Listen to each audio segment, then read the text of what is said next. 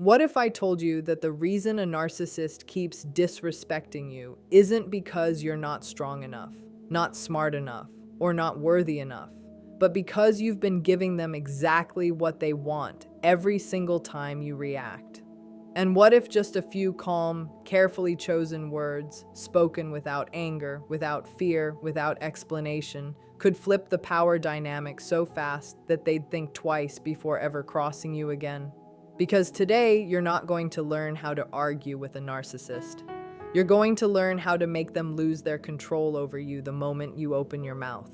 The first thing you must understand about dealing with a narcissist is that they do not operate the way emotionally healthy people do. Because while most people respond to logic, empathy, and mutual understanding, a narcissist responds to emotional stimulation, and this single difference explains nearly every frustrating interaction you've ever had with them.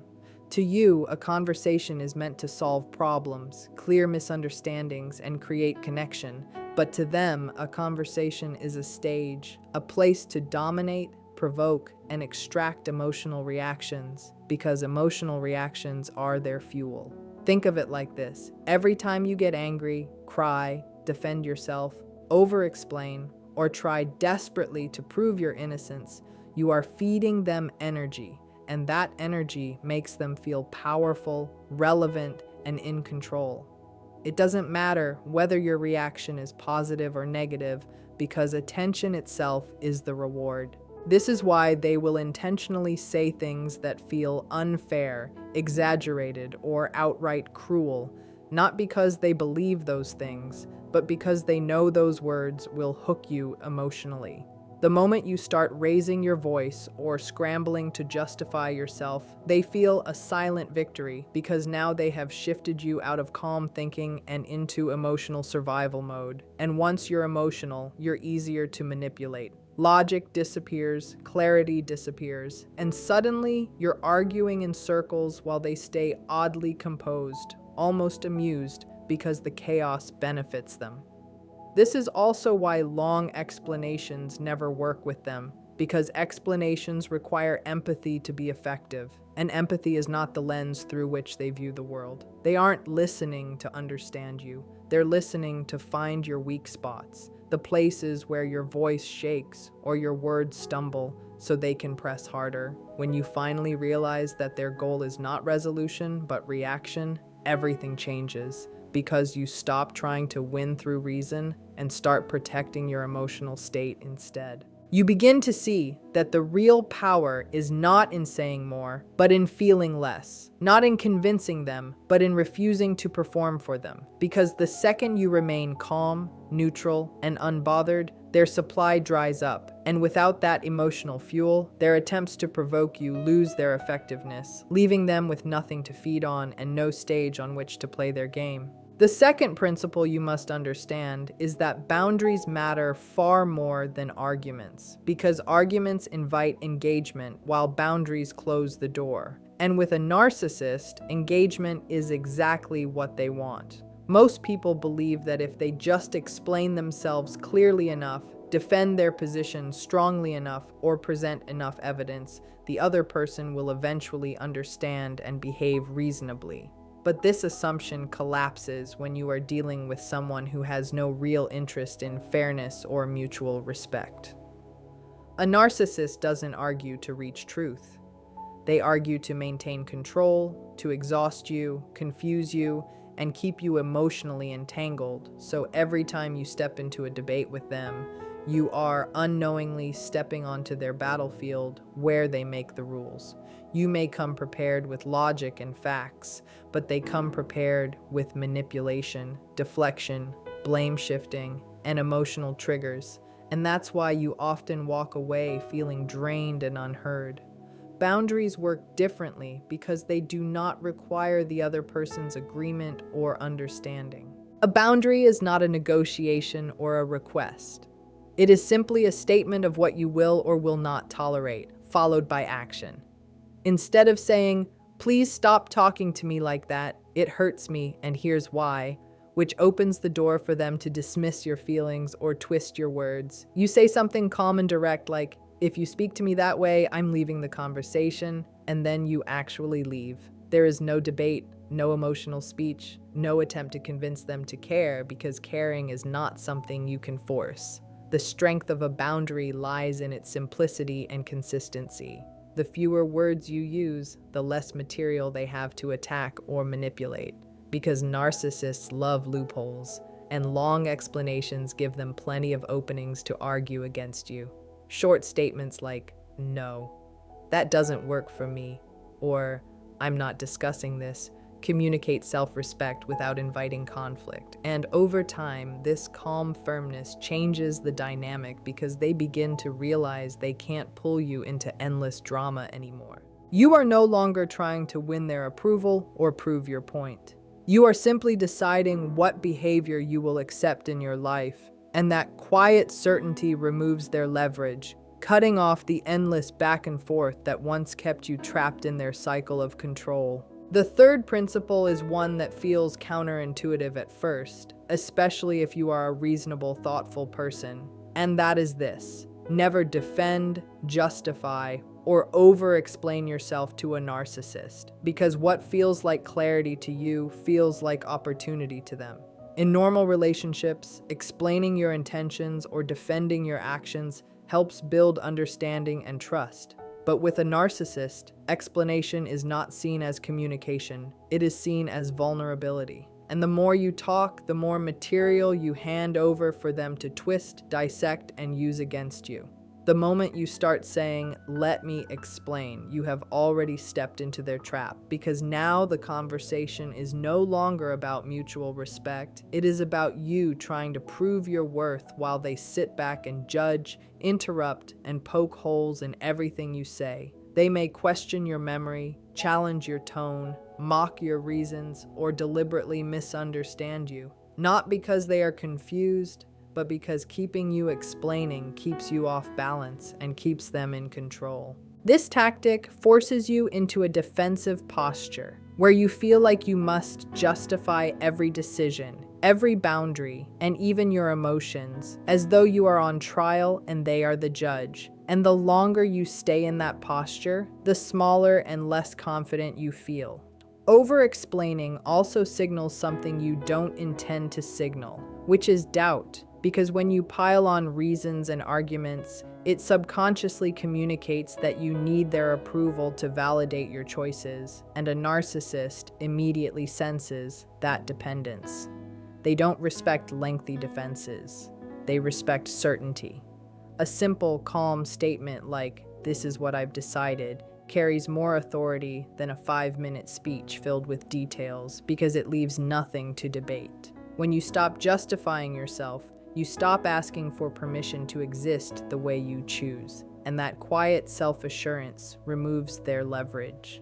You begin to realize you don't owe anyone a courtroom presentation for your boundaries or your feelings, and the less you explain, the less they have to attack, manipulate, or distort, which gradually starves their ability to pull you into exhausting arguments where you're always trying to prove something that never needed proof in the first place. The fourth principle is learning to use detached, confident language that signals self-respect rather than fear or anger, because narcissists are highly sensitive to emotional cues. And they instinctively scan your tone, posture, and word choice to measure how much control they have over you.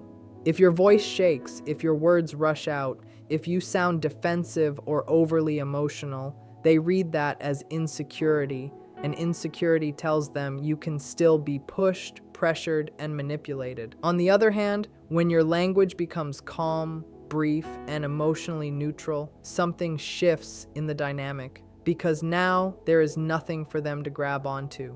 Detached does not mean cold or cruel. It simply means you are no longer emotionally entangled in their drama.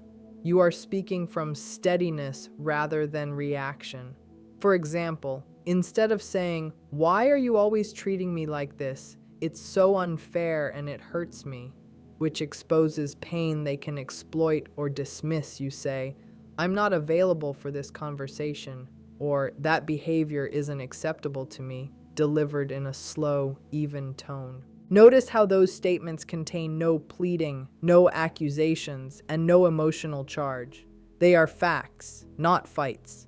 Narcissists thrive on emotional spikes because spikes give them energy and chaos gives them control. But neutral language is like a blank wall. Their usual tactics bounce off because you're not feeding the interaction with frustration or fear.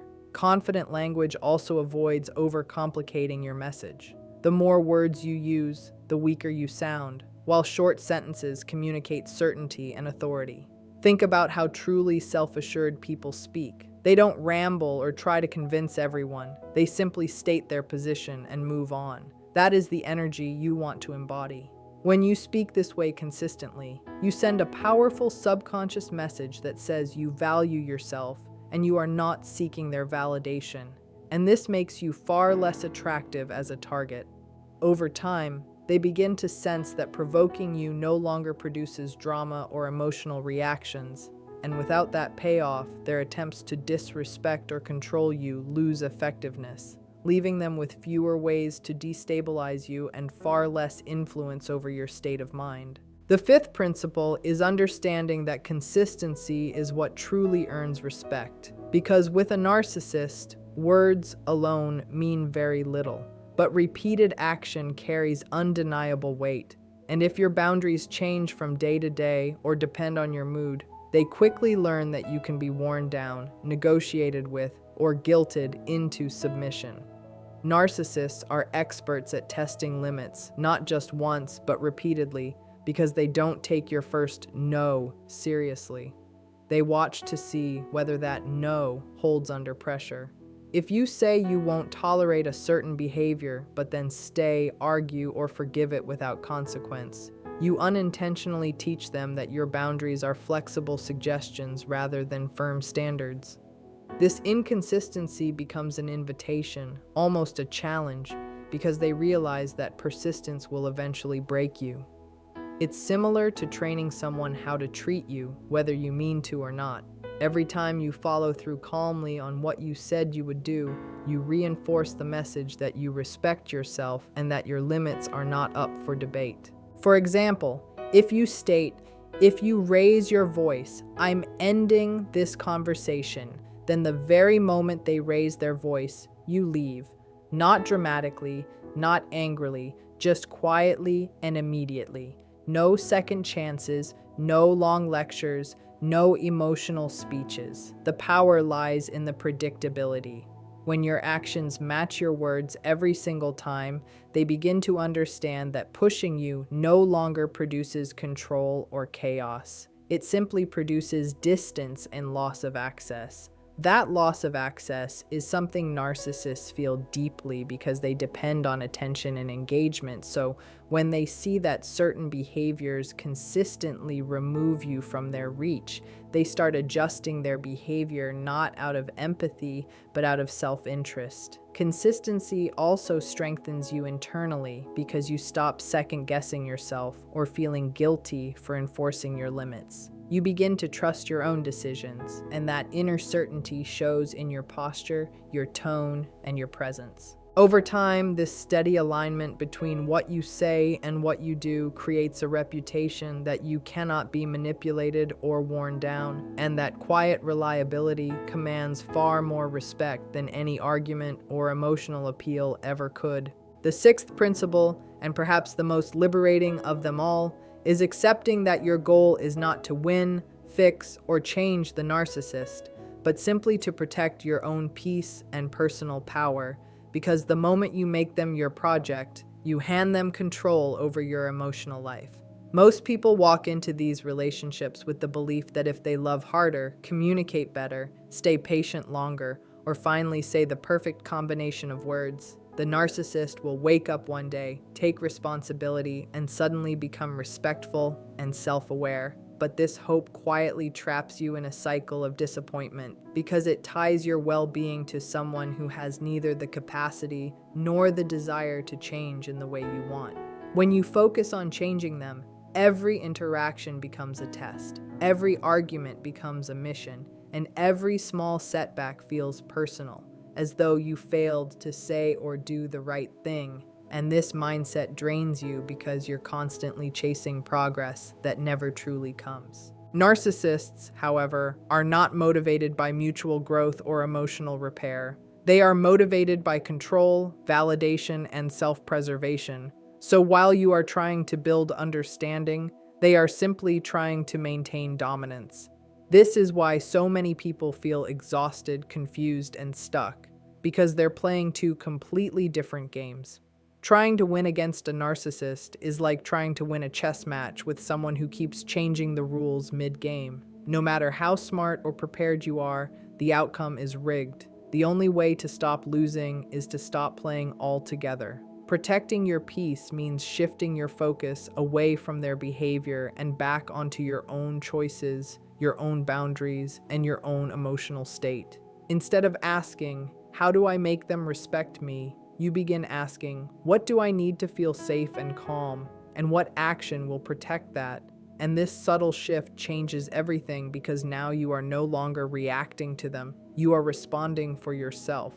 You stop explaining endlessly, stop trying to prove your value, stop chasing apologies, and start conserving your energy like it actually matters, because it does. Your attention becomes selective, your involvement becomes intentional, and you refuse to engage in drama that doesn't serve you. Ironically, this detachment is what often leads to the most respect, not because they suddenly understand you, but because they realize they can no longer control your emotions or access you whenever they want. Your peace becomes non-negotiable, and with that comes a quiet strength that doesn't need validation, doesn't require their agreement, and doesn't crumble under their tactics. A strength rooted in the simple truth that your life is too valuable to be spent trying to fix someone who benefits from staying broken. So when you step back and look at everything we've talked about, you begin to see a pattern that changes the entire way you deal with a narcissist. Because the solution was never about finding the perfect comeback, the cleverest argument, or the one magical sentence that suddenly transforms them into a respectful person. It was never about overpowering them or teaching them a lesson. It was about you mastering yourself. It was about controlling your emotions, setting clear boundaries, refusing to defend or over-explain, speaking with calm detachment, staying consistent with your actions, and protecting your peace like it is sacred. Because the truth is simple and almost uncomfortable. Narcissists don't stop disrespecting you because you finally convince them. They stop because they realize you are no longer controllable. The moment they can't provoke you, can't pull you into arguments, can't guilt you, and can't shake your certainty, their usual tactics stop working. And when their tactics stop working, their interest in trying to dominate you fades. You become, in their eyes, too solid, too grounded, too expensive to manipulate. That is real power. Not loud power, not aggressive power, but quiet, unbothered, self-assured power. The kind of power that doesn't beg, doesn't chase, and doesn't explain. The kind of power that simply says what it means and follows through. And here's what's beautiful about that shift. It doesn't just change how they treat you. It changes how you see yourself. You stop feeling helpless. You stop walking on eggshells. You stop rehearsing conversations in your head. Instead, you carry yourself differently. Your voice steadies, your posture straightens, your mind clears. Because now you understand that respect isn't something you demand from others. It's something you demonstrate through your standards. So the next time they test you, provoke you, or try to pull you back into their chaos, remember this: fewer words, calmer tone, stronger boundaries. Say only what is necessary, mean every word, and be ready to walk away if those words are ignored. That's how you speak to a narcissist. That's how you end the cycle. And that's how you make sure no one ever disrespects you again.